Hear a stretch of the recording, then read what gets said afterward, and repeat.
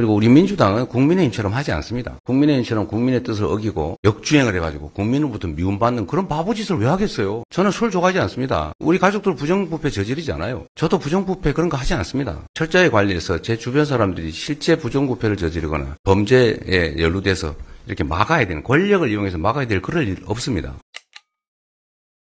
예, 질문하겠습니다. 한국일보 박준규입니다.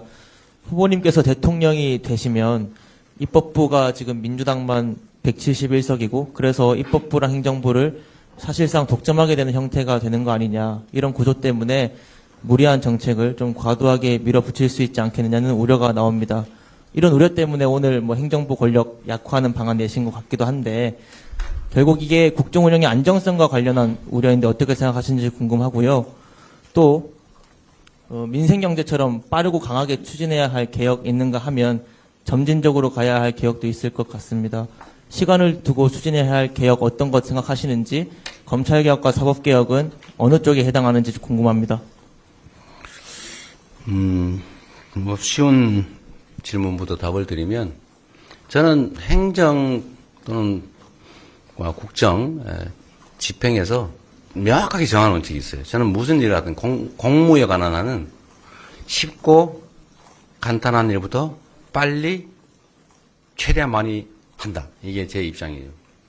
공무라고 하는 것은 하자면 끝이 없고 안 하자면 누구처럼 아무것도 안 해도 되죠. 뭐 누구 처벌하는 사람도 없습니다. 비난은 받겠지만.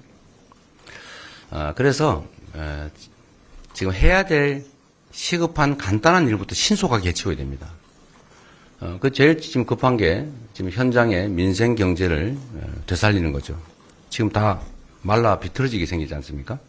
최소한 생존은 유지해야 된다. 민생 경제 회복에 최우선 순위를 둬야 될 것 같습니다.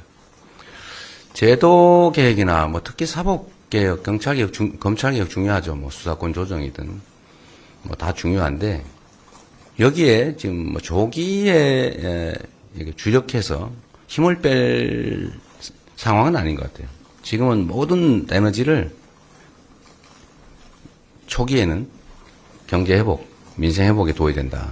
그리고 너무 국민들이 많이 분열되고 대립 갈등을 겪고 있기 때문에 국가적 에너지를 다 모아서 이 난국을 타개해야 되는데 이 급하지 않은 갈등적 사안들에 집중하면 이 에너지를 모으기가 쉽지가 않아요. 소위 사회통합이 쉽지가 않습니다. 그렇기 때문에 좀 갈등적 요소가 적은 시급한 우리 국민들의 민생과 관련된, 삶과 관련된 것에 우선적으로 집중하겠다 이 말씀을 좀 드립니다. 뭐 사법개혁 문제는 거기에는 속하지 않는 것 같아서 답은 드렸는 것 같고요. 입법부가 다수당인데 행정권까지 가지면은 일방적이지 않냐 이런 지적을 하시는데 저는 좀 황당해요. 지금까지 여대 야소가 대한민국 헌정사의 대부분이었어요. 야당 숫자가 다 적었어요. 그렇지 않습니까? 야당이 많았던 게 이번에 얼마 안 돼요. 자, 여당이 원래 다 많았어요. 야당이 많은 게 아주 극히 예외적인 이번에 특수한 사례입니다. 그렇게 된 이유는 집권 여당이 국민의 뜻을 어기고 반국가적인, 반국민적인, 반역사적인 그런 행태를 보이니까 국민들이 통제하라고 야당의 다수 의석을 주신 거 아닙니까?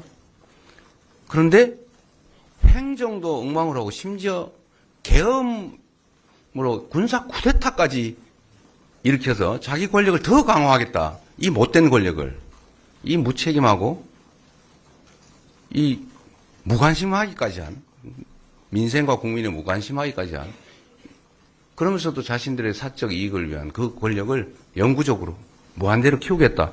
이러니까 지금 바꾸는 중 아닙니까?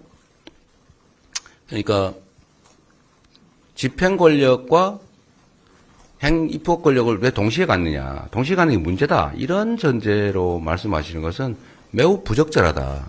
그게 국민의힘의 주로 주장 같아요. 그렇게 하면 그러면 여대 야소가 아니라 여소 야대가 그러면 정상 상태냐? 일이 안 되잖아요. 일이 안 되는 것보다는 일이 되는 게 낫죠. 또 통제 시스템도 충분히 있지 않습니까? 언론의 통제도 있고, 국민의 감시도 있고, 제도들도 있고. 그리고 우리 민주당은 국민의힘처럼 하지 않습니다. 국민의힘처럼 국민의 뜻을 어기고 역주행을 해가지고 국민으로부터 미움받는 그런 바보짓을 왜 하겠어요? 저는 술 좋아하지 않습니다. 우리 가족들 부정부패 저지르지 않아요. 저도 부정부패 그런 거 하지 않습니다. 평생 업자들 사적으로 만나본 일이 없어요. 일부러 안 만났어요. 차 한잔 얻어먹은 일이 없어요. 철저히 관리해서 제 주변 사람들이 실제 부정부패를 저지르거나 범죄에 연루돼서 이렇게 막아야 되는, 권력을 이용해서 막아야 될 그럴 일 없습니다. 그거 왜 하겠어요? 어떻게 하면 국민들한테 더 나은 환경을 제공해서 국민들로부터 칭찬받을까? 그게 제 최대의 관심사인데, 그럼 일을 잘하려고 노력하지. 반국민적인, 반역사적인, 비상식적인, 왜 그런 짓을 하겠어요? 왜 그런 걱정을 합니까?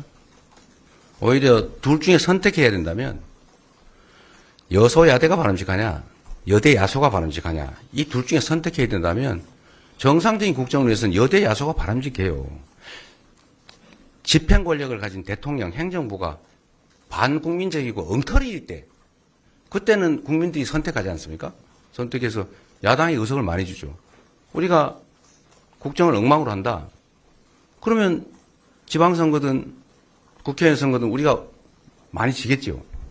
그 국민의 그 상식, 국민의 그 위대함, 이런 것들을 간과한 그야말로 반국민적인 사고 아닌가요? 국민이 왜 그걸 용인하겠어요? 여당, 다수당이 대통령 선거에 이긴다. 국민이 선택하는 거 아닙니까? 그런데 하면 안 돼.